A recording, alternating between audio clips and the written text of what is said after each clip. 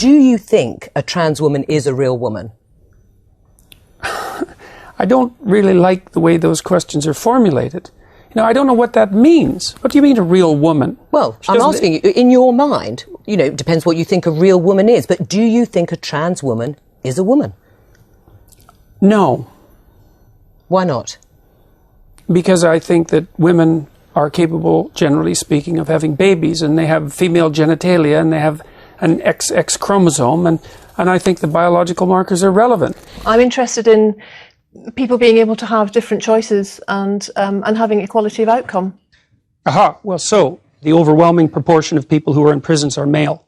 Now, do you want to equalize that, just out of curiosity? What about bricklayers? They're 99% male. And we've got about 3/4 of the population now in universities in the humanities and social sciences are female. Yeah. Are we going to equalize that? And men work longer hours. They work more dangerous jobs. They're more likely to move. They're more likely to work outside. They're more likely to participate in jobs in the STEM fields that are scalable. They make more money for those reasons. And that's all hidden under the idea that the reason that men and women make different amounts of money is because of their gender. It's a very simplistic analysis. Why are you against the use of alternate pronouns? I'm against the use of legislation to determine what words that myself and other people are required to utter. But would you use alternate pronouns if a student asked you to? I think I've made my position on that clear already. Well, perhaps not to our audience at home who are just being introduced to this. Would you use alternate pronouns? And why not? Because I don't believe that other people have the right to determine what language I use, especially when it's backed by punitive legislation. And when the words that are being required are the constructions, they're artificial constructions of people I regard as radical ideologues whose viewpoint I do not share.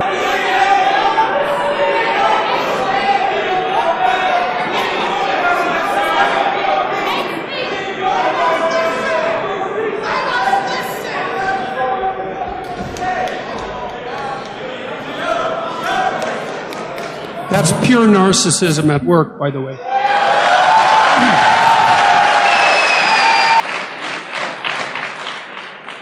You know, to hijack an event like this that other people put time and effort into, and to use their civility of the crowd and the civility of the organizers as an excuse to blatantly yell out your ill-informed opinions is no way to conduct a civil dialogue. It's absolutely appalling. The people who do that should be embarrassed. I would say that anybody with more than a cursory knowledge of 20th century history who dares to claim simultaneously that they have compassion for the downtrodden and that they're Marxists are revealing either an ignorance of history that's so astounding that it's actually a form of miracle, or a kind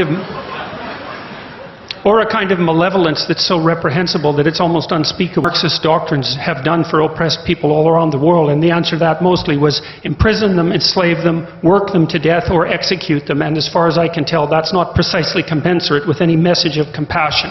Sorry, tried that, didn't work. We got 100 million corpses to prove it, and that's plenty for me. And if it's not enough for you, well then you should do some serious thinking either about your historical knowledge or about your moral character. Question for Professor Peterson. Why do you feel that someone's personal gender identity and pronouns infringes your free speech? Can one not also argue, based on your interpretation, that professors can use racial slurs in their classroom and that the inability to do so would violate their freedom of speech?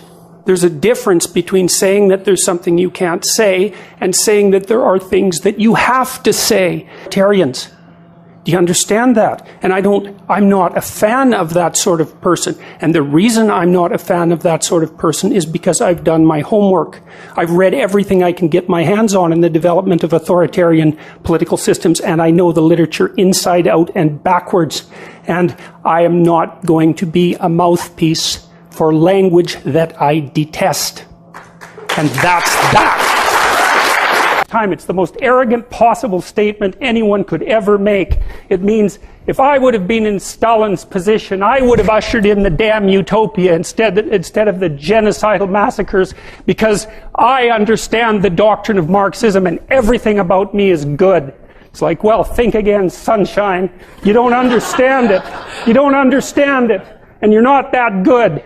and if the power was in your hands, assuming you had the competence, which you don't, you wouldn't have done any better. And even if you had, there would have been someone else waiting right behind you to shoot you the first time you actually tried to do anything good.